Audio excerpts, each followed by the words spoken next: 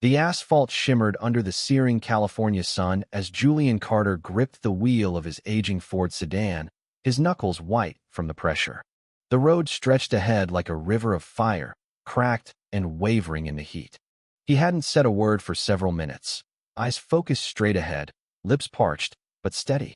In the passenger seat, 12-year-old Marcus adjusted his glasses, the lenses slipping slightly down his nose. He shut his math book gently and turned toward his uncle, voice quiet but filled with anxious hope. "Do you think we'll get there in time, Uncle Julian?" Julian glanced at the dashboard clock. "If we don't hit another delay, we'll make it," he said calmly. He didn't let the boy see the sweat dripping down his back or the gnawing doubt that pressed behind his eyes. Today was everything. Marcus wasn't just going to the state finals of the National Math Invitational. He was chasing a place on the national team, a chance few kids ever got. Julian remembered his sister, Clara, years older than him, clenching his hand the night before her surgery when she made him promise. "If anything happens to me," she'd whispered, "you get him there. He's got something the world can't ignore. He just needs someone to fight for him." Julian never forgot those words. They were only 32 miles out now, the signs promised, but then the unexpected happened. Flashing red and blue lights in the rearview mirror. Julian's heart skipped a beat. He knew this road was monitored by overzealous patrols, but he hadn't been speeding, hadn't missed a signal, hadn't even changed lanes. Still, the cruiser behind him blared its siren as the vehicle crept closer, eventually forcing Julian to pull over to the gravel shoulder. The heat outside was so thick it made the air look like it was boiling. Julian turned to Marcus. "Don't say anything unless you have to. Just stay still. Everything will be okay." The boy nodded, eyes wide behind his glasses. The cruiser door opened with a heavy clunk. A large white officer stepped out, his uniform crisp, badge gleaming in the sun. His gait was slow, not cautious, but cocky, like someone who believed the moment already belonged to him. His name tag read, Officer Raymond Holt. He didn't speak as he approached. Instead, he tapped the window with 2 fingers. Julian rolled it down slowly, keeping both hands visible on the wheel. "Step out of the car," Holt ordered. "Sir, may I ask why I've been pulled over?" Julian's voice was respectful, calm. The years in law school had taught him composure even under pressure. "I said, step out of the car." Julian hesitated. "I'm taking my nephew to a scholastic event. If you need documentation." "You're resisting a lawful order now?" Holt's voice rose slightly. "I said, out." Julian exhaled slowly and unlocked the door. As he opened it, stepping onto the scorching pavement, Holt moved abruptly. Without another word, he shoved Julian against the hood, the heat of the metal burning through the thin fabric of his shirt. Cuffs clicked behind Julian's back. Marcus screamed from the car, panicked. "Uncle Julian!" "Stay in the car, Marcus!" Julian shouted, his face pressed to the hood, wrists twisting under the steel. "Suspect in custody," Holt muttered into his shoulder radio, without reading Miranda rights, without explaining the charge. A few minutes later, a gray SUV pulled up. A man in plain clothes got out and opened the passenger door. "Let's go, son. I'll take you to your competition." Marcus froze. He looked toward Julian, who couldn't even nod clearly, pinned and handcuffed. "It's okay," Julian tried to say, though his voice cracked from heat and humiliation. The SUV drove away with Marcus, disappearing over the horizon. Julian was left in silence. He said nothing as Officer Holt yanked him up and tossed him into the back seat of the cruiser. Not because he had no words, but because he knew this wasn't about law. This was about control. What Officer Holt didn't know was that Julian Carter wasn't just another black man driving an old car through a white town. He was a Yale law graduate, an undefeated civil rights attorney who'd spent years taking down bad cops in courtrooms across the state. And now, he had just become his next case. At the Oakland precinct, Julian wasn't logged properly. He wasn't fingerprinted, photographed, or formally charged. He was escorted through a back entrance, past the usual intake desks, and into a featureless metal room with no camera in sight. He sat there, cuffed to a chair, staring at a bottle of water left on the table. No one came to explain anything. No rights were read. No questions asked. Just silence. But Julian didn't panic. Instead, he observed. He noted the hallway lights flickering inconsistently, likely due to a faulty ballast, meaning the hallway camera power feeds could be manipulated. He saw the scuff marks on the floor, the door's magnetic seal worn from recent use. This room was used often. He wasn't the first to sit here. He might not be the last. Back at the front desk, Officer Holt made a call. "Yeah, it's him," he said, voice low, private phone pressed to his ear. "Same one from Yale.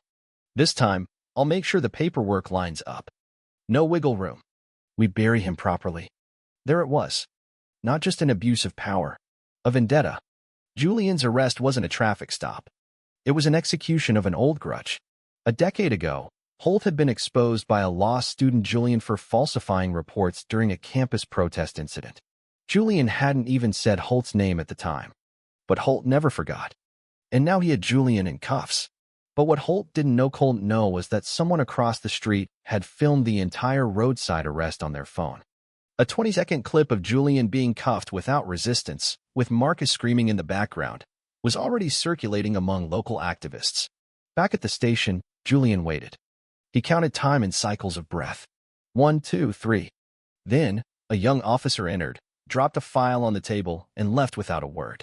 Julian glanced at the label. Disorderly conduct. Suspect uncooperative. No charges, no witnesses, no timestamped footage. Just claims. He'd seen this tactic before.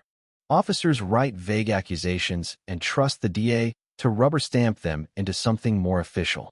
But Julian wasn't just a lawyer. He was the lawyer who taught younger attorneys how to dismantle that exact strategy. The next day, he stood before a judge at his arraignment hearing. He declined the public defender and announced he'd be representing himself. The courtroom stilled. The judge frowned. "Are you sure, Mr. Carter?" Julian nodded. "I am." The prosecutor, Amelia Rourke, smirked. She'd seen this before. Defendants full of pride, trying to play lawyer. But when Julian began quoting California Penal Code statutes from memory, citing case law, referencing a 2017 appellate ruling that mirrored his situation exactly, the room leaned in. And when he held up printed images of traffic camera footage, GPS data from his vehicle, and public records showing Holt's disciplinary history, the smirk disappeared from Rourke's face. Julian spoke calmly, deliberately, peeling back the layers of the arrest like a surgeon exposing rot beneath clean skin. By the end of that first hearing, the judge granted him extended discovery rights. Within days, journalists started attending the sessions. Then came Marcus. He entered the courtroom quietly, wearing the same suit he wore to the math tournament when he almost missed. In his hand was a silver medal. When a reporter asked him afterward who he dedicated the win to, Marcus said simply, "To my uncle." Because he didn't run. He stood. The courtroom wasn't just a battleground now. It was a stage for reckoning. Julian called Officer Holt to the stand. Under cross-examination, Holt claimed the arrest happened at 11:42 a.m. Julian held up GPS data, showing his vehicle past a toll booth at 12:05 p.m. Then came the citizen's video. Clear footage showing Holt approaching the vehicle at 12:08 p.m. Holt stammered. "Maybe my watch was off." 30 minutes? Julian asked, calm but sharp. "Or were you trying to make sure traffic camera footage didn't capture your actions?" The courtroom gasped. Julian then introduced a document, an arrest report bearing a signature from a man named Victor Dandridge, supposedly a third-party witness. Except Dandridge had resigned from the department 3 years ago. Julian produced his resignation letter. This signature, Julian said, holding both documents side by side, was forged. Silence. Then came the last blow, a recorded phone call submitted anonymously. In it, an unnamed voice said, "He caused too much noise at Yale. This time, we discredit him before it spreads." Julian stood as the recording ended. "That voice," he said quietly, "belongs to Lieutenant Colonel Frederick Ames, Senior Operations Coordinator for the State Law Enforcement Oversight Bureau." No one disputed it. Within hours, Internal Affairs opened a formal investigation. The charges against Julian were dropped. Holt was suspended. Prosecutor Rourke resigned 2 weeks later under pressure. But Julian wasn't done. He used the settlement money from a civil lawsuit to open the Carter Community Legal Center in East Oakland, a small office near a laundromat, open 6 days a week. No billboards. No commercials. Just a sign and a door. Inside, people came. A mother stopped by with questions about a school search policy. A high school senior wanted to know his rights during a traffic stop. A man wrongly fined for loitering sought guidance. Julian taught them. not just about defense but about voice. And every Sunday, Marcus visited.